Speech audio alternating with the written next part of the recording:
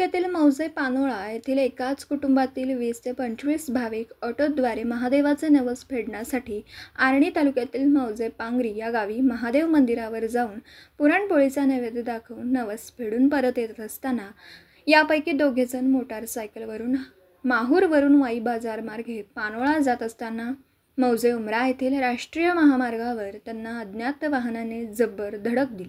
प्रकाश परसराम राठोड वय वर्ष 52 याचं धडापासून शिर वेगळं झालं, तर भारत धनसिंग राठोड वय वर्ष 55 यांच्या खांद्याजवळून हात मोडला.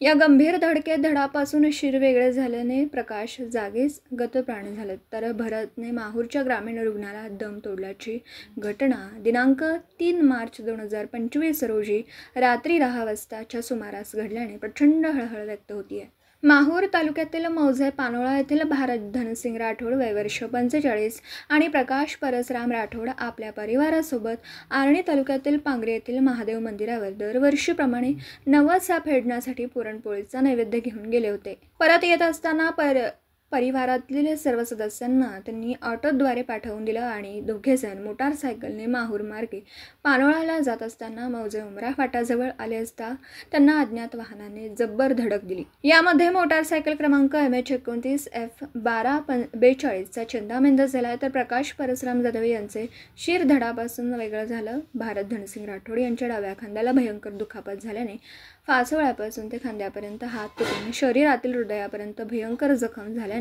ते खाली पडले. रस्त्याने जाणाऱ्यांनी 108ला दूरध्वनीवरून कल्पना दिल्याने 108 ॲम्ब्युलन्स तात्काळ घटनास्थळावर पोहोचून गंभीर जखमी अवस्थेत जिवंत असलेले भारत राठोड यांना तात्काळ ग्रामीण रुग्णालयात आणलं.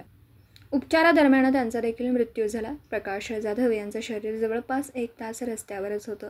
त्यावरून अनेक वाहनं गेल्याचं प्रत्यक्षदर्शींनी सांगितलं. घटनेची कल्पना मिळाल्याने सहाय्यक पोलीस निरीक्षक शिवप्रकाश मुळे यांनी लगेच घटनास्थळी धाव घेऊन पंचनामा करत प्रकाश जाधव यांचं शिर आणि धड स्थानिकांच्या मदतीने ग्रामीण रुग्णालयात आणलं. येथे घटनेची नोंद झाल्यानंतर दिनांक 4 रोजी ग्रामीण रुग्णालयाचे डॉक्टर अक्षय सांगळे आणि आष्टाचे डॉक्टर संदेश राठोड यांनी शवविच्छेदन केलं. घटना इतकी गंभीर होती की रस्त्यावर रक्ताचा सडा पडलेला होता.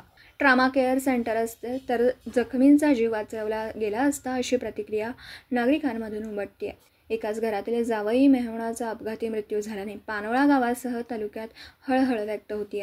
घटनेचा तपास सहाय्यक पोलीस निरीक्षक शिवप्रकाश मुळे यांच्या मार्गदर्शनाखाली police head constable Gajanan Chaudhari यांच्यासह सिंदखेड पोलीस करीत आहेत.